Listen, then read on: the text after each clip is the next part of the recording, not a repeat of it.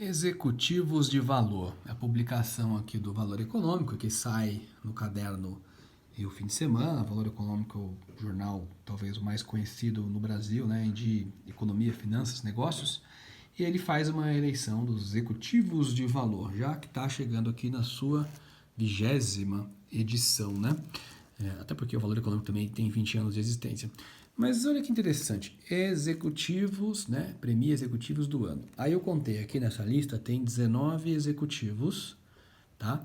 E aqui embaixo tem 5 destaques. Então aí são 24 executivos, mas aqui embaixo tem um destaque que também repete aqui em cima. Então são na realidade 23 nomes diferentes de executivos. E o que me chamou a atenção desta lista é que destes 23 tem uma mulher, né? Que é a Denise dos Santos, que tive o prazer de conhecer, trabalhamos juntos na Siemens. Inclusive, ela me deu um ingresso para o show do U2, quando o U2 veio ao Brasil, acho que pela segunda vez. A área dela patrocinava o evento, ela me deu este ingresso, mas eu não pude ir porque eu fui para a Alemanha bem no dia do show, então não consegui utilizar. Mas conheço pessoalmente, sei que é uma pessoa competentíssima, né? Hoje está aqui no Valor, acho que se não me engano, pela segunda ou terceira vez que ela aparece nessa lista, mas tem uma mulher, certo? Então, 23 de 1 significa que tem 4% da lista que são mulheres, uma mulher. E o outro ponto que aparece aqui também é o Edu Lira, né, que é da Gerando Falcões, que tem feito um trabalho majestoso nas comunidades, periferias do Brasil inteiro, né, começada de onde ele vive, enfim, mas é um cara que está muito na mídia e tem falado bastante. O conheci quando dei aulas lá no meusucesso.com e, né, vi a empolgação porque ele falava do assunto que ele lidava. Então, quer dizer, também temos um negro nessa lista de 23 executivos. E este executivo negro, ele não é de uma organização, foi promovido numa empresa, teve uma carreira. Não, ele teve que fazer o próprio movimento dele aqui, né? E agora ele tem muito apoio, né? Inclusive conta aqui no jornal e tal, dos apoios que ele recebeu da família Setúbal e o Jorge Paulo Lema, etc. Mas ele está como destaque aqui. Mas, ou seja, será que ele teria oportunidade numa empresa? Será que ele chegaria como CEO, um executivo de valor, sendo negro neste país? Será que? Então, estas são as reflexões que eu faço. E na mesma edição do jornal, tem aqui um texto do professor José Vicente, que é o fundador, né, reitor da Universidade Zumbi dos Palmares, falando sobre os negros em empresas no novo normal. E ele está exatamente dizendo aqui que as empresas falam de diversidade, inclusão, mas na prática, né, na prática, e esta eleição aqui do executivo de valor é reflexo disso, reflexo da sociedade.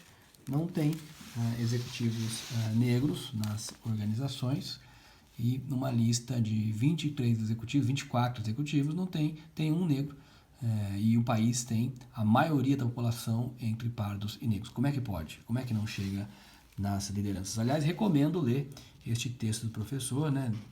Tá aqui falando de coisas muito importantes, da questão, né, do que o pessoal está disfarçando hoje em dia, falando de viés inconsciente, mas na realidade isso é racismo.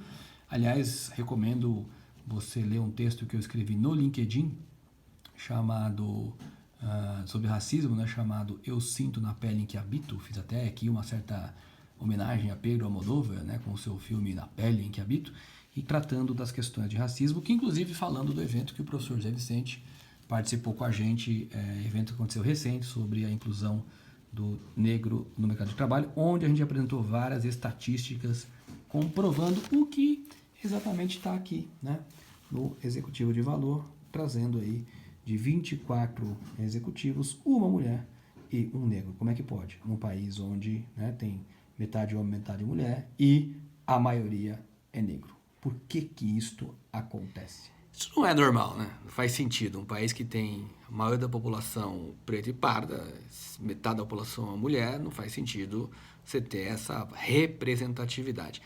E uma das coisas que me chama a atenção também, quando você lê no próprio caderno, ele mostra, né, o que as pessoas leem, ele pergunta: o que você lê, o seu livro de cabeceira, quais são os seus filmes, séries, músicas, etc., né? Até a comida pergunta isso, como se isso tivesse alguma relevância, mas tudo bem. A pergunta sendo essa, você vê que é muito igual. O que leem, os filmes que assistem, é tudo muito parecido.